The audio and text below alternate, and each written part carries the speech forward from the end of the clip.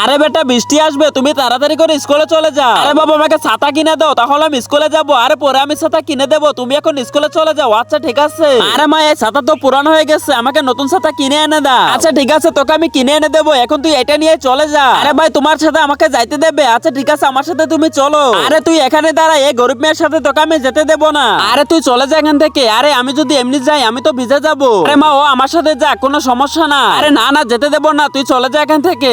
এই বৃদ্ধ অসহায় বাবাটির জন্য কে বা লাইক সাবস্ক্রাইব করবে? আমি জানি দুষ্ট ছেলে মেয়েরা কখনো লাইক এবং সাবস্ক্রাইব করে না, কিন্তু ভালো ছেলে মেয়েরা লাইক এবং সাবস্ক্রাইব দুটোই করে। আর কমেন্টে আই লাভ ইউ বাবা লিখবে।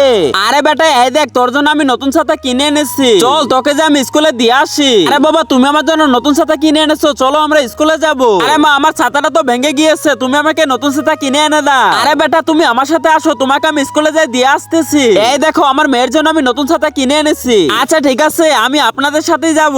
আরে আপনি এত ভালো, আর আপনার মেয়েকে আমি কত কিছু বললাম।